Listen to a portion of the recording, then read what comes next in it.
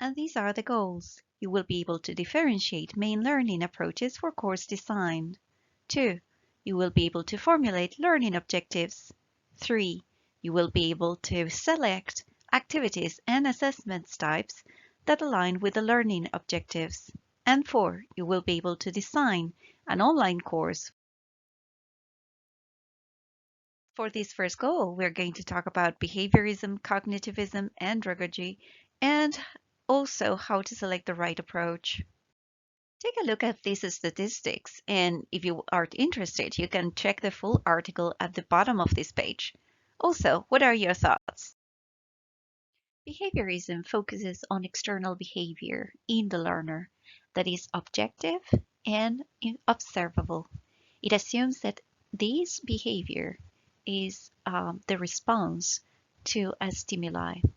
So reinforcement, positive or negative, and repetition are part of this approach. We can find the behaviorism approach in many different activities like multiple choice tests or even drag and drop activities where there is a discrimination that is recalling facts and learners are putting them in the correct categories, for instance. All these are approaches. In cognitivism, the learner receives, stores, and applies knowledge. It's an active participant then in their own learning, and so they are using this wide range of strategies to process and construct their personal understanding of those ideas and the information they come across. Learning is seen also as cumulative, so the learner is engaged in relating new information to what has been previously learned. The activities that match this approach are discovery learning, that is, learning through active exploration, and problem solving. Let's engage in a discovery learning activity. Search the web and find Knowles principles for adult learning and enter them below. Were your answers the same as these ones? Great, good job. Andragogy is how adult learners learn. So we have some assumptions like they are self-directed, they know their own goals, they have experience as their resource of learning, they are ready to learn all relevant tasks, they want to apply immediately what they are learning, and they have intrinsic motivation.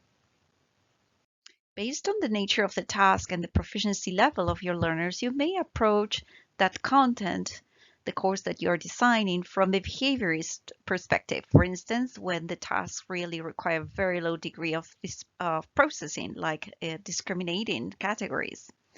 Or you may be facing content that is actually requiring classification or executing a procedure. In that case, cognitivism is better. Anyways, andragogy principles would be permeating your course design. Time for some assessment here. Place the words under the category that they belong. Do your answers match the solution? Great, good job. Your final assignment is designing an online course. So let's get started by deciding on what subject matter you want to work on, and also what is the best learning approach, or if it is a combination of them.